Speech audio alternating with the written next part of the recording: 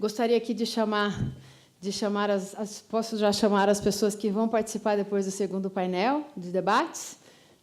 Gostaria de chamar aqui, na sequência, a Alessandra Zeck, do Stock Forbes, o Ivan Clark, da PwC, falei corretamente seu nome, espero, e o João Laudo, representando o IBGC, Mauro Cunha, que vai falar com vocês também, ele já está chegando, então já estou montando a mesa em respeito aqui a todos que já estão presentes. Basicamente, eu vou me deslocar ali para fazer uma apresentação breve sobre a implantação do novo mercado, algumas etapas que nós já percorremos e quais serão os próximos passos, para, efetivamente, dar a palavra aqui aos especialistas sobre o tema.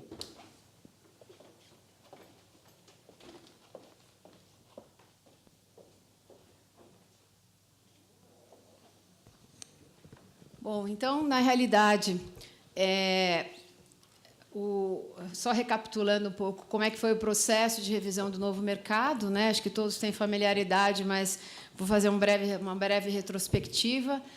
Uma vez encerrado aquele processo de audiência restrita, em junho de 2017, após a aprovação do regulamento por parte da CVM e algumas aprovações aqui internas, a Bolsa divulgou a nova versão do regulamento do novo mercado, em outubro de 2017. Nesse mesmo, ainda em outubro de 2017, a gente divulgou um ofício, esse ofício 618, trazendo orientações e prazos de adaptação a várias regras no novo regulamento, mas para as companhias que já eram listadas. Quando do lançamento do regulamento, elas ainda têm um prazo até 2021, na realidade, o prazo limite para várias regras é até a data da realização da AGO de 2021, portanto, a AGO que vai apreciar as demonstrações financeiras de 2020. Na sequência, ainda em 2017, divulgamos algumas interpretações sobre temas. Eram interpretações que precisaram passar por uma revisão. A gente já tinha interpretações sobre esses temas, manifestação do CA em OPAs, dispersão acionária e free float, mas a gente precisou adaptá-las ao novo regulamento. E aqui até vou aproveitar para mostrar uma página que foi criada não somente para o novo mercado, mas é uma página no site, né, no website da B3, da B3, muito embora aqui a conexão não está funcionando. O que eu estou vendo aqui na tela não é o que está aparecendo nessa tela. Acho que eu vou ter que entrar aqui dessa forma, mas não entendi agora. Desculpa, gente. Bom, aproveito também, agradeço aqui a presença do Mauro Cunha, que vai falar em seguida. Obrigada. Então, na realidade, essa página dedicada à regulação, ela entrou no ar também em dezembro de 2017. Há vários itens importantes aqui relacionados à regulação, né? Então, na realidade, a gente tem os regulamentos, o regulamento de emissor, o regulamento dos segmentos. E, em relação a essas interpretações que eu mencionei, elas estão todas aqui nessa aba Interpretações. Então, a gente revogou algumas interpretações e divulgou essas outras interpretações relacionadas a esses temas específicos, né? Manifestação do Conselho, como eu falei, em OPAs, dispersão acionária em ofertas de distribuição e free float. Tanto ao free float do novo mercado, que comporta uma alteração, né? Houve aquela possibilidade de se ter um free float de 15%, atendidas a algumas condições, e a gente também teve que divulgar uma interpretação sobre o nível 2 e o nível 1 por conta de alguns ajustes necessários, né? Então, hoje a gente tem regras diferentes entre novo mercado, nível 2 e nível 1, inclusive em relação ao free float. Bom, retornando à apresentação aqui, isso, agora deu certo. Daí, em 2018, em março de 2018, divulgamos, ainda no contexto da implantação do novo mercado, nós divulgamos o ofício 86 com orientações a respeito da adaptação dos estatutos sociais. Acoplado a esse ofício, a gente divulgou uma tabela comparativa, colocando as cláusulas mínimas obrigatórias, que eram as cláusulas... que eram as cláusulas exigidas por conta do antigo regulamento, comparando as cláusulas obrigatórias com as novas cláusulas e a justificativa. Né? Nós percebemos, aí, pela interação com algumas companhias, que não exatamente acionistas e investidores, mas, por exemplo, essas empresas que orientam, principalmente, os investidores estrangeiros, elas não estavam tendo uma boa leitura, uma boa compreensão de por que as empresas estavam alterando algumas cláusulas estatutárias. Então, a gente divulgou, a gente interagiu muito com essas companhias e chegou à conclusão que seria oportuno não só divulgar como se fosse um gabarito e a explicação de por que seria necessária aquela obrigação. É importante mencionar que as empresas que já eram listadas no novo mercado ainda têm o prazo para adaptar o estatuto, que, de novo, vence só na data da GO de 2021, mas a gente divulgou esse ofício no começo de 2018, com uma recomendação, né, que seria importante, na medida do possível, obviamente, que as companhias alinhassem algumas sedações à redação do novo regulamento para evitar discussões ou dificuldade de interpretação por parte do mercado do estatuto em relação ao novo mercado. Por ocasião desse processo de adaptação, a gente já tinha se colocado à disposição para fazer a análise prévia das minutas. Recebemos 41 minutas nesse primeiro trimestre, né, no que a gente chamou de temporadas de AGOS de 2018. Respondemos, né, com comentários e fizemos várias teleconferências para explicar. Né? A gente encaminha o estatuto com a explicação, mas, eventualmente, a gente precisa fazer uma teleconferência também para explicar um pouco melhor, eventualmente, para esclarecer alguma redação que possa eventualmente ter sido muito sucinta. Então, a gente teve um contato bastante grande com as companhias. Em relação aos workshops, hoje é o primeiro em relação às políticas. A gente tem mais 3 programados, com as datas que estão aqui na tela, né? O gerenciamento de riscos e políticas de riscos, auditoria e comitê, e compliance e controles internos. Quer dizer, o objetivo dos workshops, basicamente, é auxiliar as companhias a efetivamente atenderem, né? Adotarem as práticas.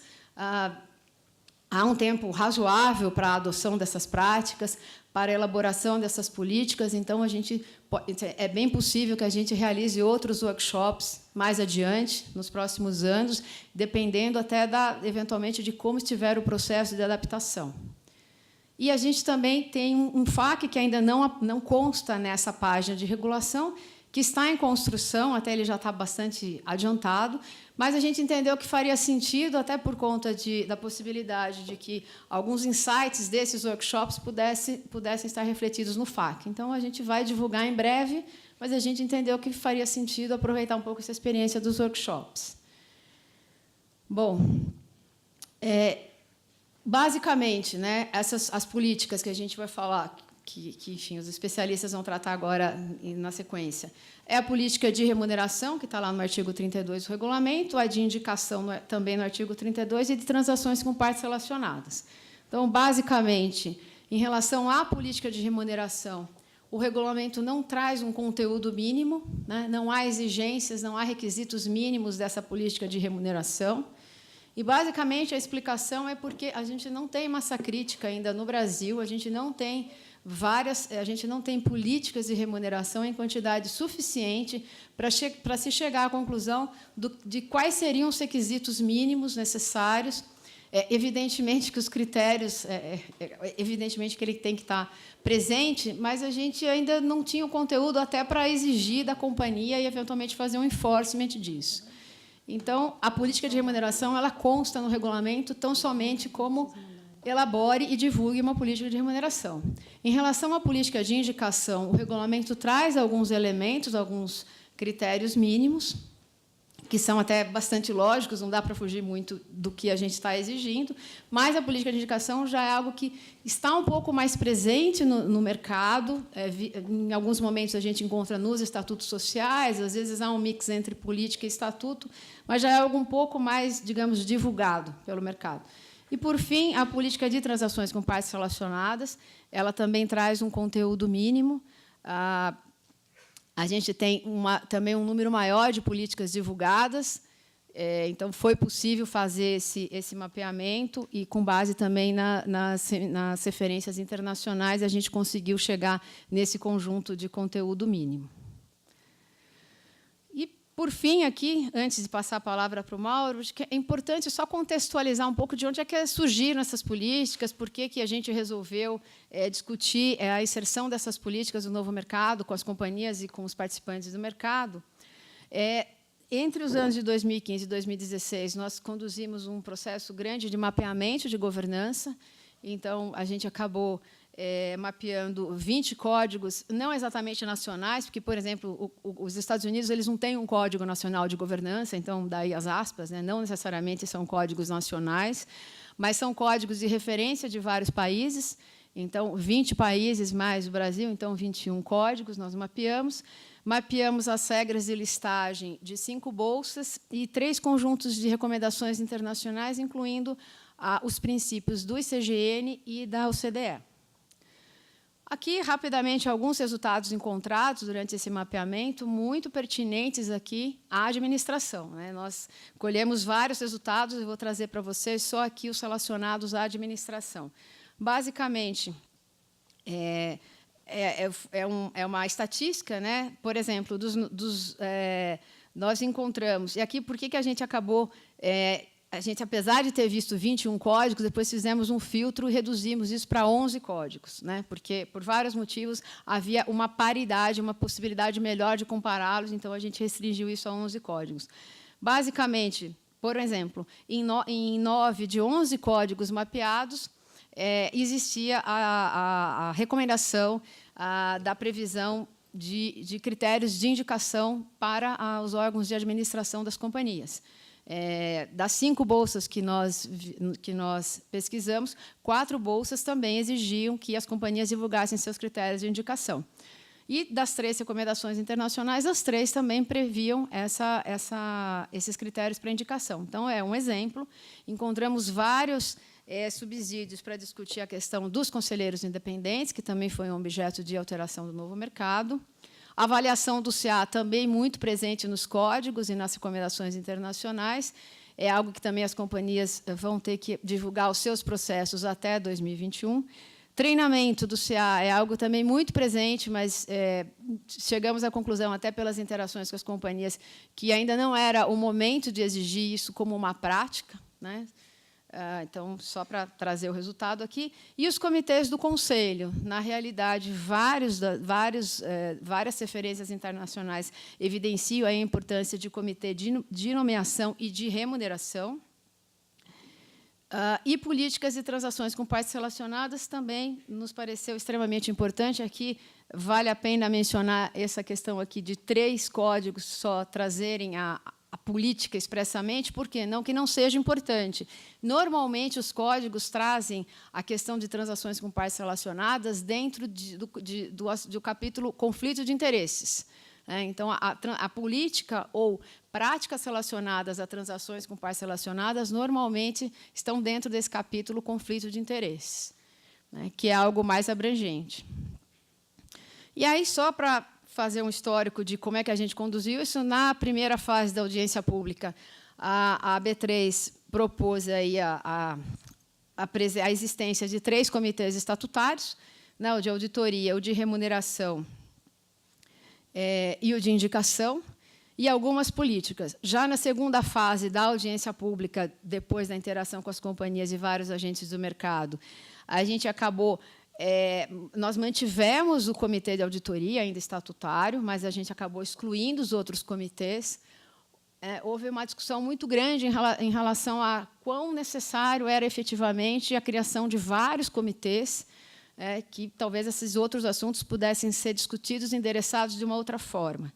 Então, finalmente, no processo de audiência restrita, quando as companhias efetivamente tinham um regulamento para votar, né, para se manifestar, a gente manteve o comitê de auditoria, a gente acabou abrindo a possibilidade dele ser estatutário ou não, porque entendemos que o importante era ter um comitê de auditoria.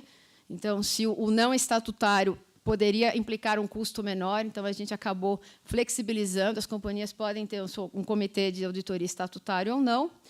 E, em relação à questão de nomeação aos comitês de remuneração e indicação, que a gente acabou abrindo mão, nós substituímos pela política de indicação, que já existia, e pela política de remuneração. Então, foi uma forma encontrada de endereçar esses importantes assuntos, que são uma demanda muito presente dos investidores, acho que o Mauro vai evidenciar isso bastante. Então, esse foi o histórico de por que essas políticas e como elas estão previstas no regulamento. E agora eu vou passar a palavra para o Mauro. Obrigada.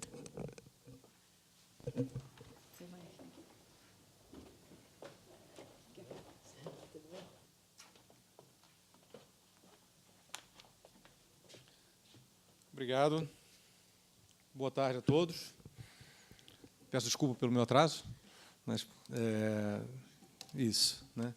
É um prazer estar aqui e um prazer tentar colaborar com a B3 no esforço de tornar toda essa transformação que está acontecendo dentro do novo mercado, não só mais produtiva e menos desgastante, mas, fundamentalmente, eficaz, né, e prospectiva, né?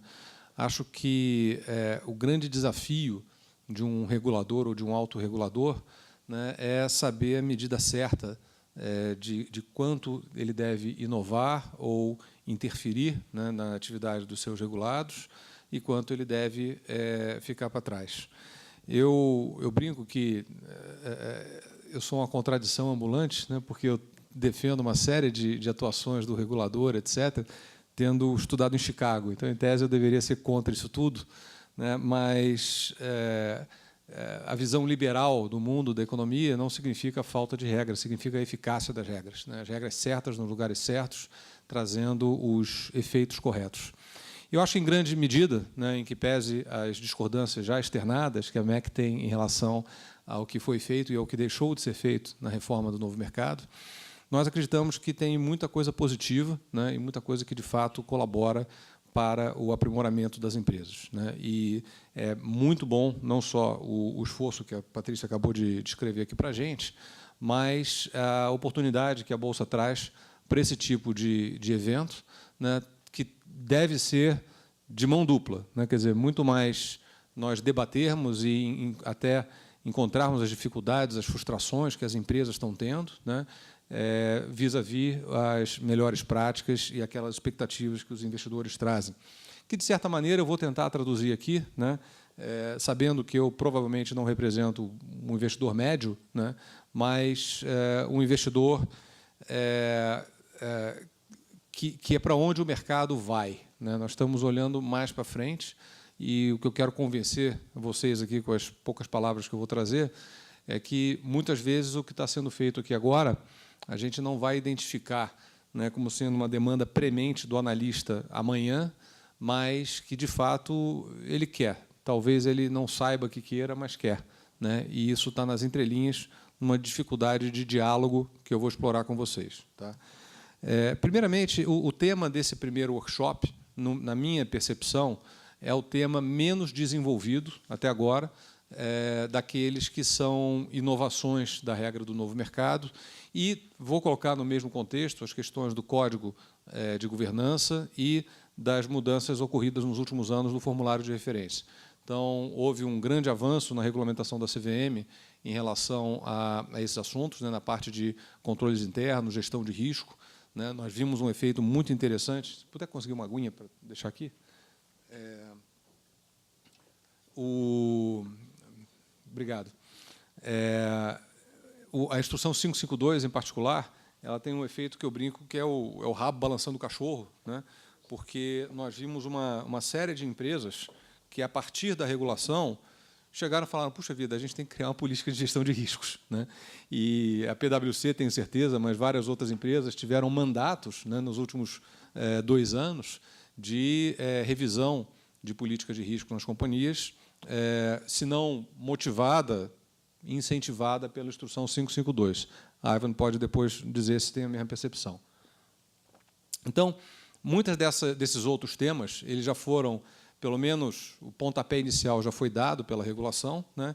E as políticas que nós tratamos aqui, elas têm, sim, um empurrão que já foi dado pela CVM, principalmente quando nós focamos no ofício circular, né, as últimas edições trazem, na questão da remuneração, uma tentativa do regulador de fazer com que esse disclosure seja mais eficaz, seja mais útil, né, com as justificativas das remunerações, né. A política de transações com partes relacionadas também sofreu uma melhoria nos últimos tempos, porém está longe do ideal. E nós estamos vivendo essa semana aí o caso da TIM, por exemplo, que levantou uma série de dúvidas no mercado, né, com relação a esses procedimentos, né. E essa questão de política de indicação, né, que, quando a gente fala nesse termo, a primeira reação é de incredulidade, né. E eu quero tentar passar para vocês que, na realidade, é algo muito bom e muito necessário, né, quando a gente coloca o contexto do mercado mundial, né. Então, por que esse assunto é relevante, né? E vamos começar falando um pouquinho da questão da remuneração. Nós participamos intensamente aí desse debate sobre a famosa liminar do IBEF, né, que não é liminar, é uma sentença de primeira instância, e, obviamente, a AMEC é favorável ao posicionamento da CVM em prol de um maior disclosure da remuneração, considerando que o que a CVM pede é, assim, anos-luz atrasado em relação à prática mundial, né? Quando nós olhamos Inglaterra e Estados Unidos, nós temos remuneração individual detalhada, né? Ivan, se quiser também explorar um pouco essa dicotomia que a gente vive, seria muito bom, né? Mas, infelizmente, nós tivemos uma visão um pouco arcaica prevalecendo na primeira instância, né? E é uma satisfação muito grande dizer para vocês que esse assunto vai finalmente, depois de 3 anos estacionado na mesa de um desembargador do Tribunal de Justiça do Rio de Janeiro, vai a julgamento na próxima quarta-feira, dia 23 de maio. A AMEC foi admitida como amicus curiae nesse processo, né? Então, nós estaremos presentes, estamos distribuindo memoriais para os desembargadores, né? E torcendo para que seja compreendido a insensatez, né, de acreditar num princípio absoluto de privacidade num ambiente de mercado público, né? Nós estamos falando de public markets, né? E esse termo em inglês ele tem a sua razão de ser.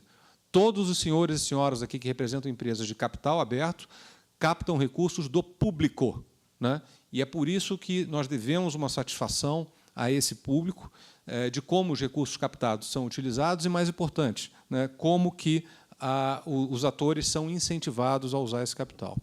Então, eu trouxe essa frase para vocês aqui, né, que poderia perfeitamente dar a impressão de ser de um ativista radical, né?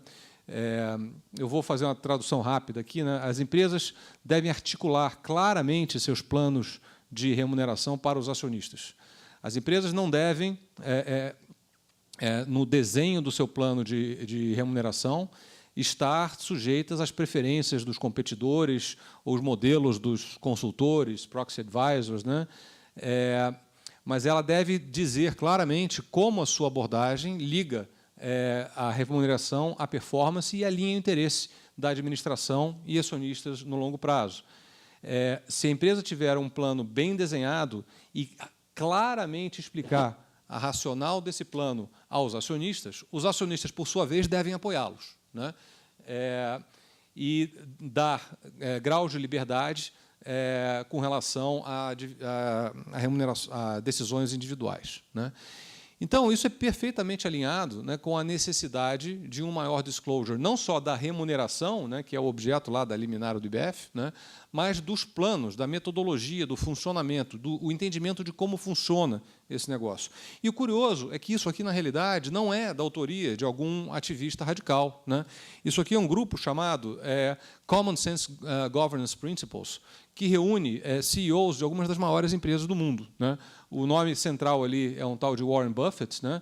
Mas do lado dele está Mary Barra, CEO da GM, né? Embaixo Jeff Immelt, da GE, tem o Larry Fink, da BlackRock, né? CEO da Verizon, State Street, JP Morgan, Jamie Dimon, né? Então, aqui é o mainstream americano reiterando que, na opinião deles, é obrigação deles explicar aos acionistas como funciona a sua remuneração, tá? Isso é importante porque, se nós formos nos formulários de referência das empresas brasileiras e pegarmos assim os melhores exemplos, né, de propostas de administração ou do capítulo 13 lá do formulário de referência de remuneração, ninguém entende nada, né? Não dá para entender. né? Isso é fruto de uma postura cultural das empresas, é a postura de como está estruturado o formulário de referência, com aqueles bulletzinhos lá, é função do CPC 10, Ivan, que isso aqui a gente deveria conversar para tentar evoluir nessa contabilização, né? Mas, no fundo, você tentar entender como funciona o plano pela leitura dos formulários de referência é praticamente impossível, né? Então, existem razões, sim, pelas quais é importante dizer não só quanto ganha, mas como ganha e por que ganha a administração.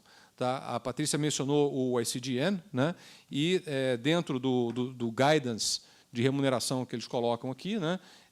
Eles colocam o papel do comitê de remuneração, né? E o que ele deve articular, o que ele deve dizer para os investidores. Tá? Peço desculpa pela letra pequena aqui, devia ter dividido esses slides em dois. Isso vale para a remuneração, mas também vale para essa discussão de política de indicação. Então, é importante que as empresas compreendam que isso não é uma invenção da cabeça da Patrícia, que isso é algo corriqueiro no mundo inteiro e é absolutamente necessário.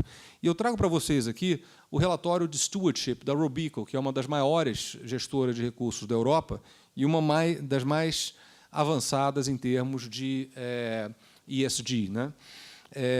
Esse é o relatório do ano passado, e eles trazem aqui um pedido muito importante, né?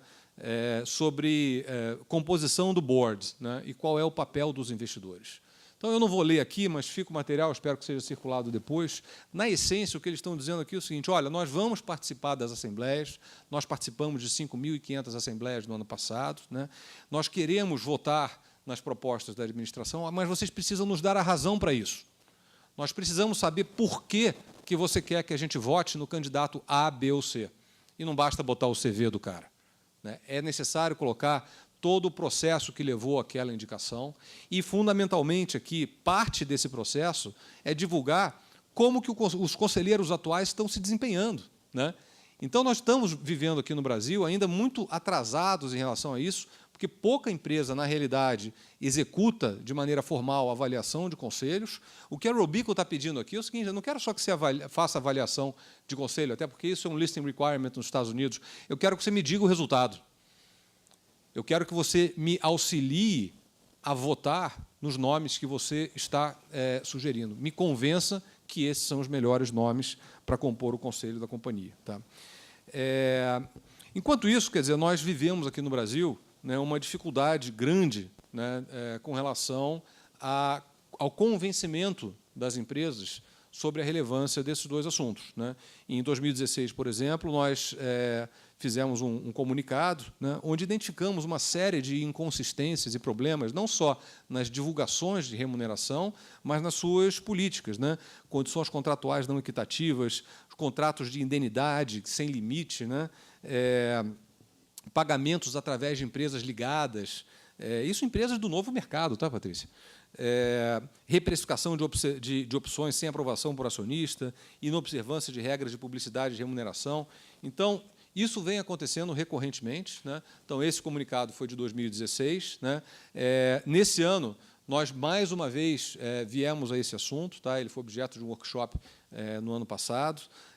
Alertamos aqui a CVM que os problemas continuavam acontecendo, tá? Inobservância dos limites aprovados pela Assembleia. E fizemos também uma chamada aos nossos associados para que houvesse uma reflexão com relação àquelas empresas que não divulgam a remuneração na norma da CVM, se essas empresas merecem receber o voto favorável nas suas políticas de remuneração. Nós esperamos, em breve, junto com a B3, analisar aí todos esses dados da temporada de assembleias, né? Eu acho que esse trabalho está ficando mais simples, não só porque o sistema agora existe e está de fácil obtenção, porque nós temos agora o mapa detalhado de voto, né, que, aliás, é uma inovação brasileira altamente elogiada no mundo inteiro, mas também nós temos o aumento do quórum a partir da facilitação do voto que é permitida pelo voto à distância. Então, nós vamos enxergar, eu tenho certeza disso, eu ainda não olhei os números, mas podem escrever, que, se nós fizermos uma análise intertemporal, nós veremos um número crescente de votos contrários a políticas de remuneração, a proposta de remuneração, né? Que é a maneira que o investidor tem para dizer que está errado, né? E isso tem que ser olhado com carinho pela companhia. Não é você chegar e falar, aprovei, né? Então, ganhei o jogo, vamos para o ano seguinte. Um nível elevado de rejeição está sinalizando alguma coisa para a companhia. Claro, tem uma variável binária aí, que é a posição do ISS, que pode ou não estar certa, né?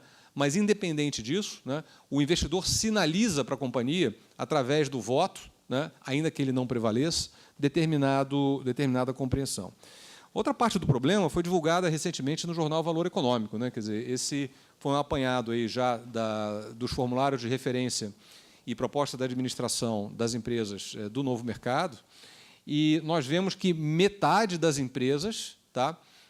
Desculpa, agora eu não me lembro se aqui é novo mercado ou se é o mercado inteiro. Mercado inteiro, né? Tá. Metade das empresas somente faz um disclosure minimamente aceitável, tá? Porque, de novo, os requerimentos da CVM são baixos, né? Não quer dizer que esse 50% do lado de lá você consiga entender o que está acontecendo. Ele está colocando os números. Do lado de cá, ou está usando a liminar do IBF, né? E eu nem sabia que o IBF tinha tanto associado assim, né? Alguém tem que auditar isso um dia, se tem, de fato, associado o IBF nessas companhias. Mas o outro grupo ali é aparente inconsistência, né? Quer dizer, são remunerações médias acima da remuneração máxima, são dados faltantes, né? Dados anuais que parecem mensais e vice-versa. Quer dizer, é uma barbaridade o que está acontecendo hoje, por descaso, na realidade. Eu acho que há uma percepção de determinadas companhias de que isso não é importante, né? A CVM está agora começando a atuar em cima disso e colocou isso como item prioritário de fiscalização no ofício circular, né? Mas o ponto é que nós temos um gap muito grande, principalmente se nós queremos que o acionista entenda o que está acontecendo e criar uma parceria de longo prazo com os investidores, né? E essa parceria é o caminho inexorável para o qual nós estamos caminhando, tá? E isso se traduz através do Código de Stewardship, lançado pela MEC em 2016. Tá? O código fechou o ano passado com 16 signatários e os primeiros relatórios já estão disponíveis no site da MEC, para quem tiver interesse. Tá? Stewardship, para quem não está familiarizado com o termo, né, é a tendência mundial de como o acionista deve se portar na sua condição de dono da companhia. Quer dizer, como o institucional desempenha o seu dever fiduciário, através dos direitos políticos, mas de uma maneira mais ampla, né? Agregando valor para a companhia a longo prazo. Tá? Então, como eu disse, são já 20 países com códigos de stewardship, né? E eu tenho convicção que, conforme a cultura de stewardship permeie a comunidade de investidores institucionais no Brasil, nós teremos cada vez mais demanda pelos assuntos de que nós estamos tratando aqui hoje. Tá? Então, por que esses assuntos são importantes, né? Quando nós falamos de transações com partes relacionadas, né, o pessoal que tem mais cabelo branco como eu sabe que esse tem sido um grande mecanismo de roubo, né? Tunneling é a maneira elegante de chamar, né? Mas nós vimos no passado transações com partes relacionadas altamente abusivas e que muito pouco se poderia fazer, né? E, até pouco tempo atrás, nós tínhamos aquelas declarações patéticas dizendo que as transações com partes relacionadas são feitas em termos de mercado. Ponto, né? Então, eu empresto dinheiro para o meu controlador quebrado, a CDI, e digo que eu estou emprestando a termos de mercado, né? Isso era prática corrente. Em tese, não dá mais para acontecer, dada a evolução da norma e da abordagem da CVM. Tá?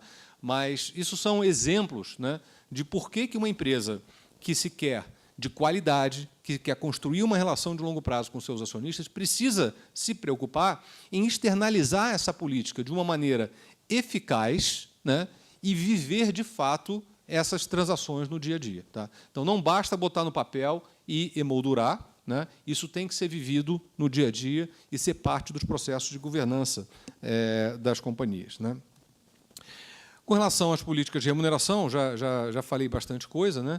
Mas a essência teórica, né, de nós precisarmos dessa informação de qualidade é tem a ver com o fato da empresa captar recursos do público e essa informação ser fundamental para entender como é tomada a decisão que vai impactar a rentabilidade desse capital. Tá? É uma realidade no mundo inteiro, né? Nós estamos atrasados, apesar da nossa lei de 1976 ter o Say on Pay. Né? Ninguém falava nisso em 1976, mas o doutor Lamy e Bulhões Pedreira, né, colocaram isso na lei, né, e, infelizmente, não foi dada muita bola, né, por algumas razões. Né? Havia aquela percepção de que, olha, todas as empresas têm controlador, então eles vão aprovar de qualquer maneira, vai chegar lá, vai ser um voto absolutamente inócuo. Né?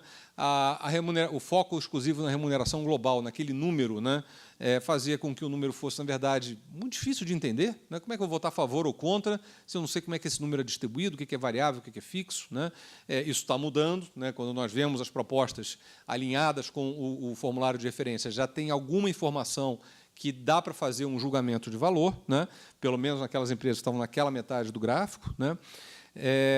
E os votos negativos nunca foram considerados um sinalizador eficaz ou relevante para as companhias. Isso está mudando. Tá? Nós já temos notícias de empresas que se preocupam e endereçam o problema quando há votos negativos. Tá? E alguns casos extraordinários de rejeição completa dos planos. Tá? Mas eu acho que esses são a exceção, né?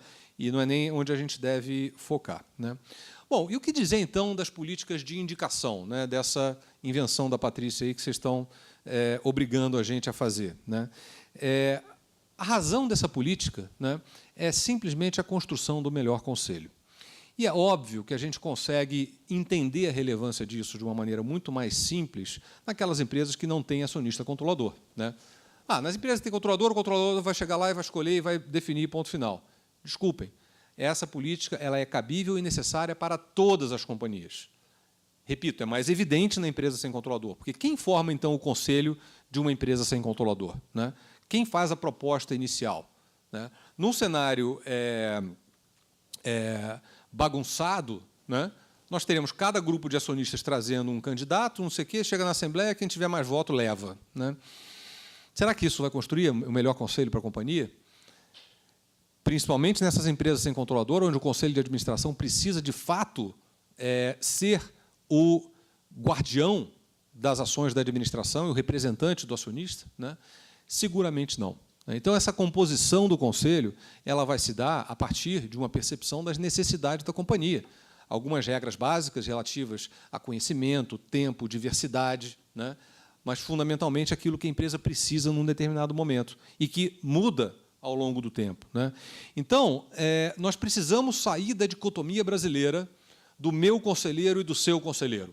O conselheiro do controlador, o conselheiro do minoritário, o conselheiro da Previ e o conselheiro da Petros. Né? Nós temos que ter o conselheiro da companhia. Né? E, para isso acontecer, nós precisamos que a administração tenha um papel central. Eu não vou dizer determinante, não vou dizer que vai ser a última palavra, né? Mas ela precisa centralizar esse processo com a preocupação de subsidiar o acionista para fazer a melhor escolha. Por que aqueles nomes são os nomes mais adequados para a companhia? E um passo necessário para isso é executar o assessment, a avaliação do conselho, e divulgar, na medida do possível, o resultado desse assessment. Eu não estou dizendo que você tem que dizer ali, o assessment descobriu que aquele cara dorme na reunião e outro baba na gravata. Não é isso que eu estou dizendo. Tá? Mas você consegue, se quiser, fazer um disclosure para mostrar por que fulano, beltrano e cicrano são as melhores pessoas para serem indicadas naquele momento. Né? Então, ao pensar na criação da política, né, das políticas, das três que nós estamos falando aqui, eu diria de todas as políticas da companhia, é fundamental não colocar o carro na frente dos burros. Né? Nós temos que, primeiro, fazer uma reflexão de onde nós queremos chegar. E um pré-requisito fundamental para isso, no que tange especificamente essas três políticas, é engajamento. Né? Nós precisamos que as empresas consigam construir um diálogo com seus acionistas para entender qual é a sua expectativa de verdade em relação a esses assuntos. Aí você vai me dizer, não, mas eu sou do RI da empresa XPTO e eu converso sobre remuneração com os analistas que acompanham a empresa e ninguém quer falar sobre isso. Eles querem falar sobre a margem EBITDA do trimestre. Né? É verdade. Aqui nós temos alguns desafios, tá? Que é parte do desafio do RI e é parte do desafio da companhia de uma maneira geral. Em primeiro lugar, é encontrar os interlocutores corretos. Tá? Nem sempre o analista que está acompanhando o resultado é o cara que vai entender a agenda de governança de longo prazo, né, dentro do processo de investimento daquele investidor institucional. Né? Em algumas empresas, a função de ESG é segregada da função de investimentos, em outra ela é integrada, e a empresa precisa entender isso. Ela precisa estabelecer esse diálogo com o interlocutor correto dentro dessas estruturas. Né? Uma vez que seja feito, estabelecido esse diálogo com a pessoa correta, a empresa tem a obrigação de educar o investidor. Tá? E aqui, pô, mas não é meu papel. Não, é o papel, sim, porque é no interesse da companhia que o investidor entenda como a empresa funciona. Quantas vezes a empresa não fica de saco cheio do analista perguntar 500 vezes a mesma coisa que está no release de resultados? Né? O investidor vai reagir à informação que lhe é alimentada. Se a empresa se focar única e exclusivamente em informações quantitativas, de curto prazo, de alta velocidade, ruído, em outras palavras, o analista vai reagir aos ruídos. Se a empresa começar a falar, tá bom, aqui estão os números trimestrais, mas é isso aqui o longo prazo, é assim que funciona a minha governança, né? O analista vai começar a entender isso. Né? Então, eu estava almoçando hoje com o CEO de uma companhia que está num processo acelerado de melhoria das práticas de governança. Né? E tem um grande competidor no mercado de capitais, né? Que tem um controlador, CEO, né? Que se rodeou de yes men. Né?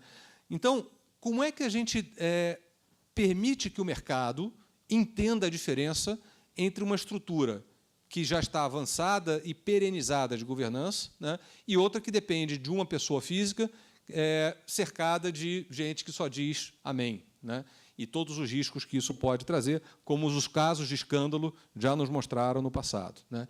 Então, a empresa que quer ter bons acionistas e quer ter uma boa relação com o mercado precisa se preocupar em investir tempo na educação do investidor, para que o investidor também pense como ela e faça as boas perguntas e agregue valor da maneira certa. Né? Aqui cabe uma informação importante, né? E eu queria voltar de novo no ano de 2016, né, quando estava em discussão a reforma do novo mercado. Né? A AMEC estava prestes a lançar o seu código de stewardship e já identificando, ao longo das temporadas de assembleia, das interações dos nossos associados com empresas, né, uma série de situações de investidores super bem intencionados, de empresas super bem intencionadas, e a discussão acabando na CVM. Né.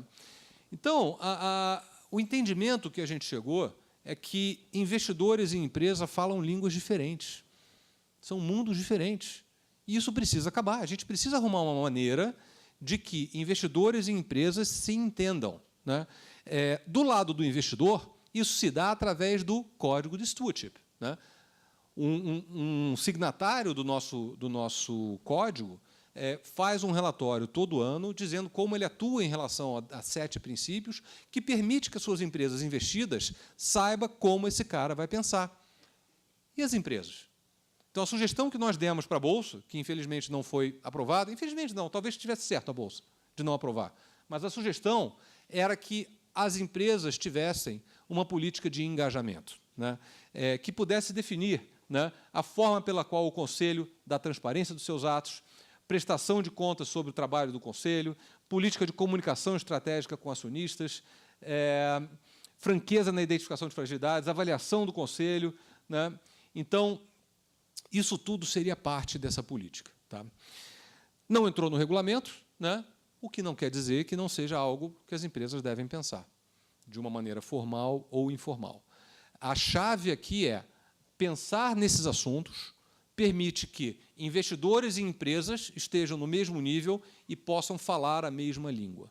Uma vez que possam falar a mesma língua, a gente pode discutir política de remuneração, política de transações por partes relacionadas e política de indicação. Né? Então, esse diálogo no meu entendimento, ele é pré-requisito para a elaboração de políticas que toquem nessa relação entre investidor e companhia. Tá? E aqui a gente tem, de fato, um gap. São poucas as empresas que conseguiram já desenvolver esse diálogo estratégico com os seus acionistas, né? E eu posso dar o exemplo do caso da TOTVS, a Michele está ali, né? Na qual foi criado um comitê de governança que tem, entre as suas missões, construir as formas de comunicação entre a companhia e entre o conselho e os acionistas de longo prazo, para tratar de governança, estratégia, sucessão, remuneração e formação do conselho. Decorei, Michele? É isso, né? Então, é esse tipo de postura, né, que vai propiciar o diálogo e vai propiciar a construção do melhor conselho para a companhia, né? Por fim, as políticas têm que ter relação com a expectativa dos seus acionistas, mas também com a cultura corporativa. Não pode ser um negócio que a gente contrata a Alessandra e encomenda uma política XPTO. Acho que ela vai falar um pouquinho sobre isso, da experiência que ela tem, das histórias de sucesso e fracasso, né, dessas tentativas de criação de política, né? Os investidores têm que ser parte, precisam de uma educação, e as empresas precisam entender isso. Agora, além disso, né, um último ponto que eu queria colocar é que as políticas precisam estar inseridas numa determinada, com determinado grau de visibilidade e propriedade, né? Então, você pode ter políticas que são públicas, políticas que não são públicas, políticas que são do conselho, que são da diretoria. Cada empresa vai ter o seu desenho, né? Vocês sabem, eu fui do Conselho de Administração da Petrobras. Eu cheguei na Petrobras, tinha um sistema chamado SIMPEP, que é o sistema de políticas da Petrobras, né? Tinha tudo ali, tudo, né? Se você perguntasse para um conselheiro mencionar uma política, nenhum ia saber falar. Então, não havia um envolvimento do órgão máximo de gestão dentro das políticas. Eu estou dando um caso assim esdrúxulo, né, que era a Petrobras naquela época, mas eu diria que a maior parte das empresas é assim. Perguntem aos conselheiros das suas empresas, né, se eles conhecem as políticas de verdade e se entendem o porquê daquela política estar ali e escrito daquela maneira. Tá? Se a resposta for não, tem um dever de casa para fazer. E aqui eu acho que tem dois exemplos que cabe mencionar, que é o da B3 e o da TOTVS, novamente, né, que, antes de falar de política, fez a política das políticas. Então, como é que nós vamos criar políticas nessa companhia? Qual é a hierarquia que ela tem? Quem é o dono? Quem aprova? Quem revê? Né, quem operacionaliza? E por aí vai. Então, se o novo mercado determina a criação de determinadas políticas, seria uma perda de oportunidade que isso fosse atendido única e exclusivamente contratando a Alessandra para tirar uma política da gaveta e apresentar para a Patrícia. A oportunidade que está aqui é que a regulação e a autorregulação que a gente está falando sirva como um nudge, um empurrãozinho, para que a empresa faça a reflexão e entenda que essas e outras políticas que ela vai considerar relevantes, né, são, de fato, importantes para a organização e precisam ser vivas. E, para ser viva, tem que estar ligada à expectativa dos principais, né, dos acionistas e de toda a comunidade da empresa através da cultura corporativa. Muito obrigado.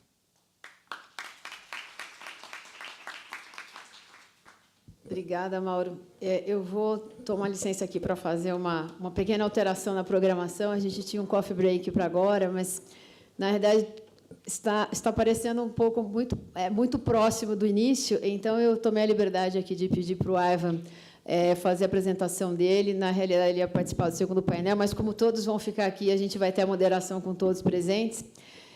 O Ivan ele vai apresentar algumas referências internacionais sobre essas práticas e essas políticas. Na verdade, a gente combinou aqui entre 10 e 15 minutos, e aí, terminada a apresentação dele, a gente vai para o coffee break, mas sugiro, realmente recomendo que todos permaneçam, porque o João Laudo e a Alessandra vão trazer aqui algumas referências, algumas propostas interessantes que não se atêm, né? Elas não vão estar especificamente adstritas às políticas, então me parece bem importante, até em linha com o que o Mauro acabou de falar. As políticas, elas são importantes, mas na realidade é todo um conteúdo, há toda uma discussão anterior a efetiva elaboração e divulgação dessas políticas. Então, Ivan, obrigada pela alteração do programa. A palavra é sua. Muito obrigado, Patrícia. É sempre um prazer estar aqui na B3, nesse momento tão importante, realmente um momento divisor de águas, nossa governança aqui no Brasil. Temos um novo regulamento, um novo mercado, o novo mercado chegando forte, temos a CVM 586, um novo Código Brasileiro de Governança. Então, realmente, temos uma grande oportunidade para botar esse país nos trilhos e, com todo o engajamento nosso, levar para frente. Mas as 3 palavras mais importantes que vamos ouvir hoje à tarde, foi o próprio Mário que falou, política de engajamento, né? Porque empresa, mercado, não vale nada sem ser cobrado do outro lado, né? E ter uma acionista ativista, uma MEC, vai fazer toda a diferença no nosso trabalho daqui para frente. O Mauro deixou vários ganchos aí, então também vou aproveitar para fazer alguns comentários, indicações, boa parte dos problemas que sofremos nesse país nos últimos 10 anos, eu diria que foram até em função de, vamos chamar de indicações mal intencionadas, né?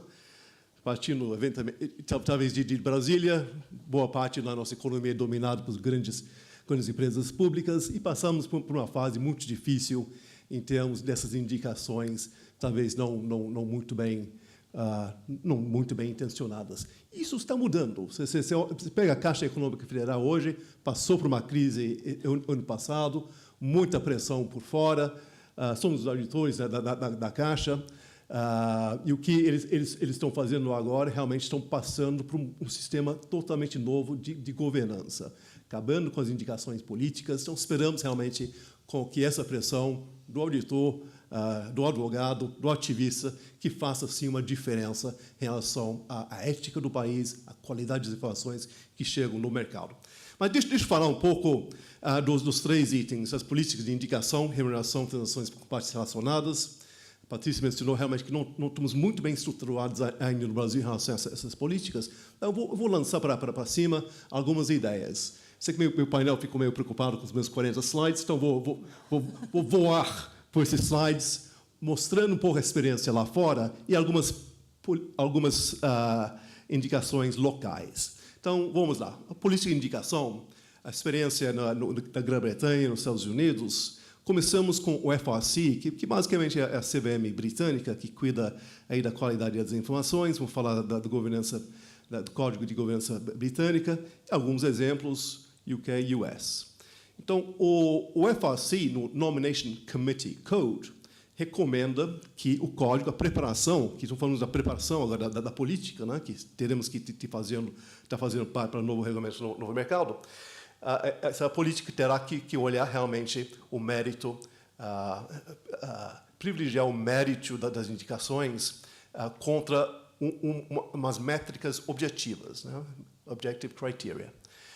É importante também que a política tenha um espírito de uma sucessão bem organizada do processo das nomeações. Então, esses são os 2 grandes critérios, assegurando que a diretoria e o conselho tenham um equilíbrio adequado de experiência diversificada, privilegiando a empresa, né?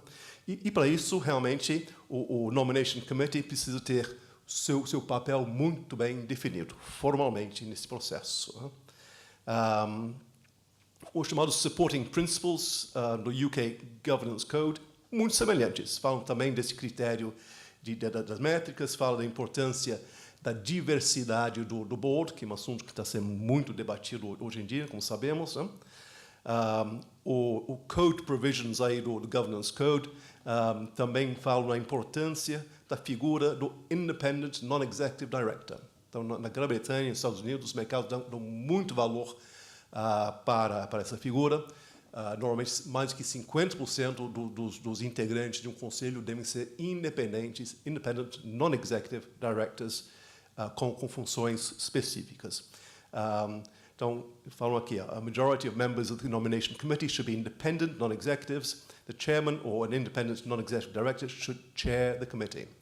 Então, o comitê é liderado por um non-executive director ou, eventualmente, o próprio chairman do board, mostrando realmente o valor que tem esse comitê para o mercado e para a empresa. O código também fala que o non-executive director no comitê não deve permanecer por mais de 6 anos, que é um termo razoavelmente pequeno, que normalmente o non-executive director no UK fica no mínimo 9 anos, mas 6 anos demonstra também como é importante ter um rodízio dentro desse comitê. E as funções do comitê devem ser muito bem divulgados, descritos no relatório anual da empresa, dando toda transparência ao processo.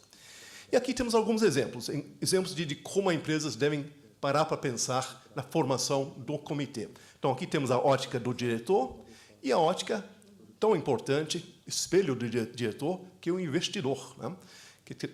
As funções são diferentes, os objetivos são diferentes, mas os dois lados da equação devem ser levados em conta nessa avaliação. Estou vendo que o slide está meio embaçado, mas os slides estão à disposição dos senhores. E quais são esses aspectos? Direct attributes, diversidade, o período que o conselho estará no board, a idade média do conselheiro,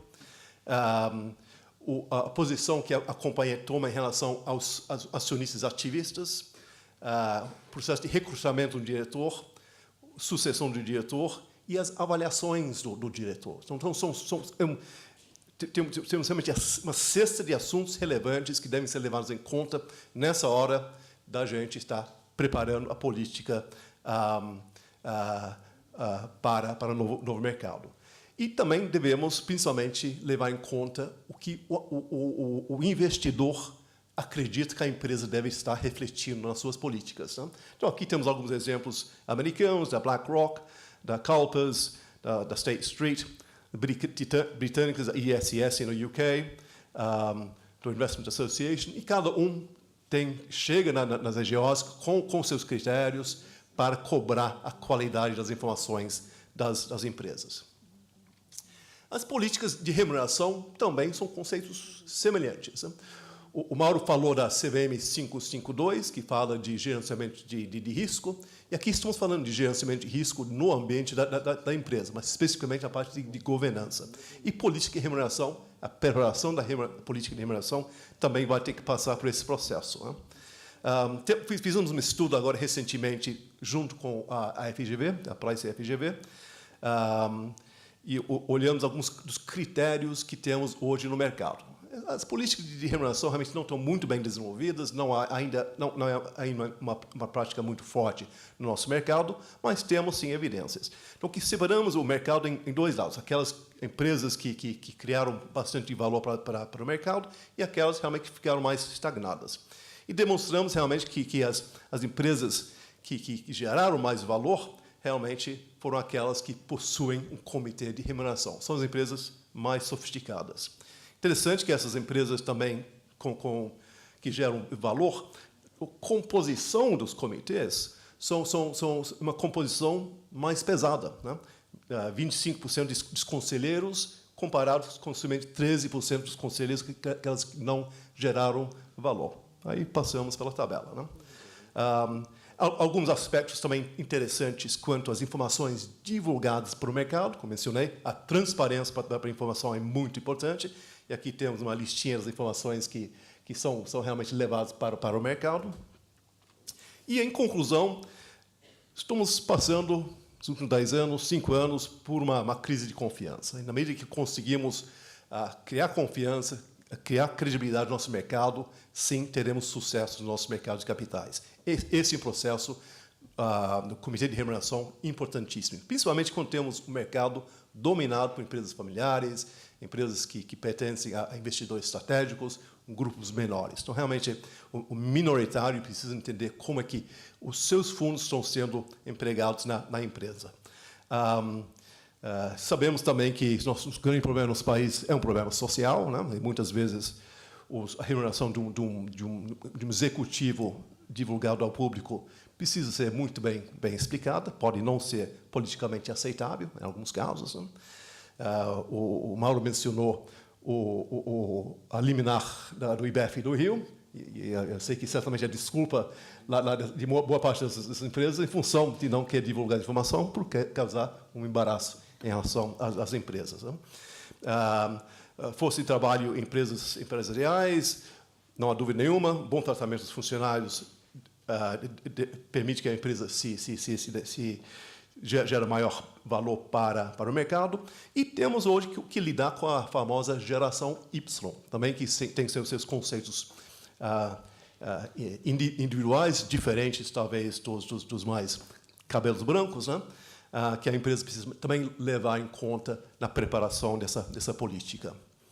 Alguns exemplos aqui, de novo, aqui uma ferramenta. Então, o objetivo aqui é mostrar um pouco o que está sendo feito no Reino Unido em relação à montagem de uma política de remuneração. Então, se cria um policy table, se cria um approach para a parte de recrutamento dos indivíduos, regras muito claras, isso é muito focado na Inglaterra, quanto ao contrato de serviço, responsabilidade do diretor. Alguns exemplos ilustradas da política de remuneração, as situações em que o diretor decide sair ou é saído de uma empresa, as consequências. Então, dá toda a transparência para esse processo, mas é uma lista razoavelmente grande. E, de novo, a mesma coisa. O que pensa o mercado? O que os acionistas ativistas avaliam as empresas? Quais os critérios que eles usam? Então, aqui temos uma lista do Reino Unido. Partes relacionadas. E aqui, realmente, temos as partes relacionadas. Eu diria que boa parte da definição de que uma parte relacionada sai dos conceitos contábeis. Né? Mas aí temos várias entidades que lançaram os seus critérios, mas estão todos mais ou menos alinhados. Tem o nosso CFC aqui no Brasil, tem o CPC nosso também, tem as normas internacionais de contabilidade, tem o PCAOB, que tem o oversight das empresas listadas em Nova York. Né? E o PCAOB, principalmente, tem algumas novas regras do chamado AS18, que são avaliados com cuidado pelas empresas listadas em Nova York e seus auditores.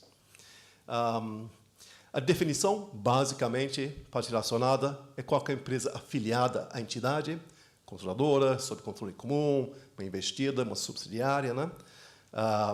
Trusts, né? Então, tem eventualmente uma fundação, ou basicamente qualquer pessoa física, jurídica, que tem uma influência em cima das decisões da companhia. Então, a definição é complexa, é bem avaliada, mas é mais ou menos consistente. A empresa tem a sua visão, né? Então, a empresa, quando ela prepara essas informações, ela tem lá o seu checklist para montar a sua política. E eu diria também que o auditor também tem o seu approach. Né? Então, com o auditor estará também avaliando, principalmente, a divulgação para as informações nos nossos aplicativos, como que a companhia está divulgando as informações para o mercado. Porque, a princípio, uma transação com partes relacionadas não tem nada errado, desde que adequadamente divulgado. E essa divulgação tem que ser feita com todo cuidado para assegurar que temos um level playing field aí para os investidores, principalmente os minoritários. Né? A SEC tem a sua política, especificamente que fala de Code of Business Conduct and Ethics. Né? Não vou passar em muito detalhe, mas ela tem algumas definições de materialidade, 120 mil dólares, o que é relevante, o que não é relevante.